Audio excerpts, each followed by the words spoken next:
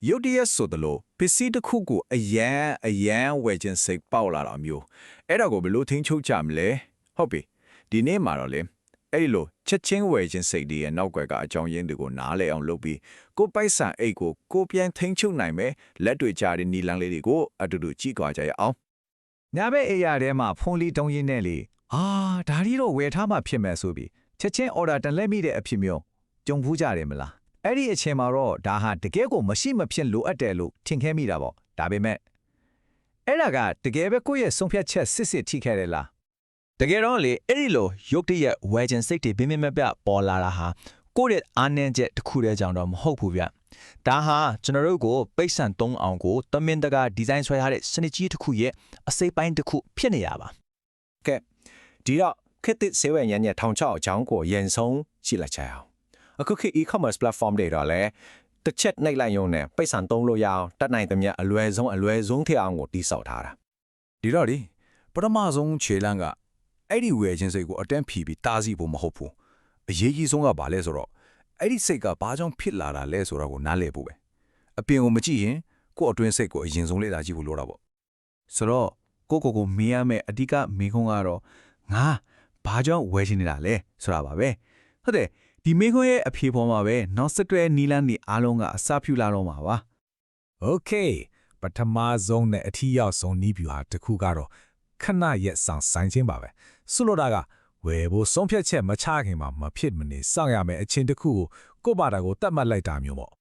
ဒီမှာလေရိုးရှင်းမြင့်မတ်တော်လေးအစွမ်းထားတဲ့စီးမင်းတစ်ခုရှိတယ်ပထမတစ်ခုကနေ့စဉ်သုံးလို့မျိုးမရှိမဖြစ်မဟုတ်တဲ့ပစ္စည်းလေးတွေအတွက်24နာရီစီကန်းပေါ့ဆိုလိုတာကဝယ်ဖို့ဆုံးဖြတ်ချက်မချခင်တရက်အပြည့်စောင့်ကြည့်လိုက်ဈေးကြီးတဲ့ပစ္စည်းတွေအတွက်ကြတော့ရက်30စီကန်းကိုသုံးကြည့်ပါအဲ့ဒီပစ္စည်းကို wish list ထဲမှာထည့်ထားပြီးတစ်လလောက်ဖြစ်မှာပဲပြန်စဉ်းစားကြည့်ပေါ့ အန်အောစရာကောင်းတာပါပဲလေဒီလားဒီလိုခဏလေးပဲစောင့်ဆိုင်လဲယုံနဲ့လေ90ရာခိုင်နှုန်းသောဝယ်ခြင်းစိတ်တွေဟာနောက်ထပ်နေ့မနက်ဒါမှမဟုတ်တစ်ပတ်လောက်ကြာရင်ကိုတိတိတသားရိုကျသွားတတ်တယ်တဲ့အဲ့ဒီအချိန်ကြာမှဒီ PC ရဲ့ချင်းတလောက်လည်းမလိုရတော့ပါဘူးလားဆိုပြီးခန်းစားလိုက်ရတယ်ပါမယ် ကဲနောက်တစ်ပိုင်းကိုဆက်ကြည့်ကြမယ်ဒါကတော့ဝယ်တဲ့ process ကိုတမင်တကာခက်ခဲအောင်လုပ်လိုက်တာပါဟုတ်တယ်တစ်ချက်နှိမ့်အောင်နဲ့ဝယ်လို့ရတဲ့လောကကြီးကိုပြောင်းပြန်လန်ပစ်လိုက်တဲ့သဘောပဲ e-commerce တွေကပတ်စံ300တာလွယ်တဲ့ထက်လွယ်အောင်လုံးထားတယ်မလားအခုလိုလုံးမှာကအဲ့ဒီလွယ်ကိုမှုရဲ့စမ်းကျင်ဘက်ကိုလုံးမှာ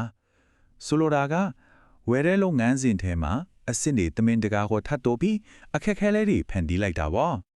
အဲ့ဒီတော့ဝယ်ရခဲ့အောင်ဘယ်လိုလုပ်ကြမလဲဒီလိုလေးတွေစမ်းကြည့်လို့ရတယ်ဥပမာဖုန်းထဲက shopping app အများစုကိုဖျက်ပစ်လိုက်ပါအကောင့်အားလုံးကနေအမြဲ log out လုပ်ထားတာမျိုးပြီးတော့ save log ထားတဲ့ credit card အချက်လက်တွေကိုဖယ်ရှားပစ်လိုက်ပါနောက်တစ်ခုကဈေးဝယ်ခြင်းစိတ်ကိုလှုံ့ဆော်နေတဲ့အကောင့်တွေကို unfollow လုပ်ပြီးကြော်ညာ email တွေကိုလည်း unsubscribe လုပ်လိုက်ပါ ဟုတ်ပြီအခုဆိုရင်လည်းပြင်ပိုင်းကအတားအဆီးတဲ့အကြောင်းပြောပြပြီးဆိုတော့ကိုအတွင်းစိတ်ထဲကဈေးဝယ်ခြင်းစိတ်ကိုဖြစ်ပေါ်စေတဲ့အကြောင်းရင်းတွေ trigger စစ်အကြောင်းကိုလေ့လာကြည့်ကြရအောင် အဲ့ဒီတော့တို့ရဲ့ trigger ပါဖြစ်နိုင်မလဲဥမာစိတ်ဖိစီးမှုတွေများနေလို့အများလားတော်တော်များများကလေစိတ်ဖိစီးမှုဖြေဖျောက်ဖို့ဈေးဝယ်ထတာကြတယ်ဒါတကယ်ကိုအဖြစ်များဆုံး trigger တွေတဲ့တခုပဲ ဒါမှမဟုတ်ရင်ရောပြင်းနေလို့လားဘာလို့မှမသိတဲ့အခါဖုံးသုံးရင်အချိန်ဖြုံးရကနေမလိုအပ်တာတွေဝင်မိသွားတာမျိုးဒါလည်းတော်တော်လေးအဖြစ်များလဲ နောက်တစ်ခုကတော့လာစာထုတ်တဲ့နေမလို့များလားငါဒလားလုံးပင်မထားလာပဲဒီလောက်တော့သုံးတင်နေဆိုတဲ့အသွေးမျိုးပေါ့အဲ့ဒီအသွေးကလည်းပိတ်ဆန်ကိုအလွယ်တကူသုံးပြီးစေတဲ့အဓိက trigger တစ်ခုပဲဗျာ ဒါကြောင့်အဓိကအချက်ကကိုယ့်ရဲ့ trigger ကိုတီးဖို့ပဲအဲ့ဒီ trigger ကိုတီးပြီဆိုရင်ဈေးဝယ်တဲ့အချင်းစာပို့ချမ်းမစေတဲ့တခြားနည်းလိုင်းတစ်ခုနဲ့အစားထိုးလို့ရပြီပေါ့ဥပမာစိတ်ဖိစီးရင်လီချင်းကလုပ်လိုက်တာမျိုးပင်းနေရင်တငယ်ချင်းကြောက်ရောက်စီဖုံးခေါ်လိုက်တာမျိုးလုပ်လို့ရတယ်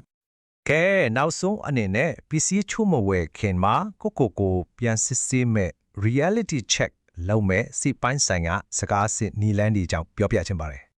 ဒါတော့အခြေခံအကြောင်းဆုံးဒါပေမဲ့အလွန်အရေးကြီးတဲ့လိုအပ်ချက် need နဲ့ logic want ကိုခွဲခြားတာပါပဲကိုဒီလိုမေးကြည့်အောင်ဒီပစ္စည်းမရှိရင်ကအသက်ဆက်ရှင်လို့မရတော့ဘူးလားဆိုရင်ဒါကတကယ်လိုအပ်ချက်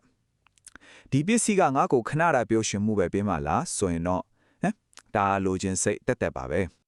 ဒီလိုစကားလေးတစ်ခုရှိတယ်အတိတ်ကဝယ်ခဲ့တဲ့ပစ္စည်းတွေကပုံမြင်တစ်ပုတ်ကိုပြန်ပြောပြနေတယ် ဆိုလိုတာကတော့တို့တယ်မတုံးဖြစ်တဲ့ပစ္စည်းတွေစီကနေသင်ခန်းစာယူဖို့ပါပဲ ဒီအတက်လေးကိုယ့်ရဲ့အဝဲဗီဒီယိုတွေ answer တွေကိုတစ်ချက်လောက်ဖွင့်ကြည့်လိုက်ပါအရင်ကဝယ်ထားပြီးတော့လုံးဝမသုံးဖြစ်တဲ့ပစ္စည်းတွေဘယ်လောက်များနေပြီလဲအဲ့ဒီပစ္စည်းတွေဟာနောက်တစ်ခါအလားတူအမားမျိုးမလုံးမိအောင်အကောင်းဆုံးသတိပေးချက်တွေပဲပေါ့ ကဲနီကုန်းချုပ်အနေနဲ့ပြောရရင်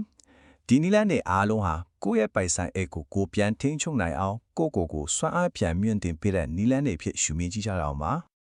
ဒီတော့ဒီနေ့ဆွေးနွေးခဲ့တဲ့တိုးတွေရဲ့စနစ်တက်ကြသုံးဆွဲရေး toolkit ကိုပြန်ကြည့်အောင်နံပါတ်1ခဏရက်စောင့်ဆိုင်ပါ24နာရီဒါမှမဟုတ်ရက်30စီကန်းကိုတရိယာပါနံပါတ်2ဝေရခတ်အောင်တမင်တကာအတားအဆီးတွေဖန်တီးပါနံပါတ်3ကိုယ့်ရဲ့ trigger ကိုရှာပါ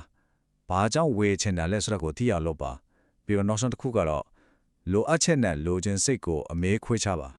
ဒါတွေအားလုံးကတင်းကျပ်တဲ့ကန်ထက်ချက်တွေအကြောင်းပြောနေတာမဟုတ်ဘူးနော်တကယ်တော့ပါဒါဟာလွတ်လပ်မှုအကြောင်းပါကိုယ့်ရဲ့ပိုက်ဆိုင်အချိန်ပြီးတော့စိတ်ဆွမ်းရည်တွေကိုကိုယ်တိုင်ပြန်လဲပိုင်ဆိုင်ခွင့်ရတဲ့လွတ်လပ်မှုမျိုးကိုပြောတာ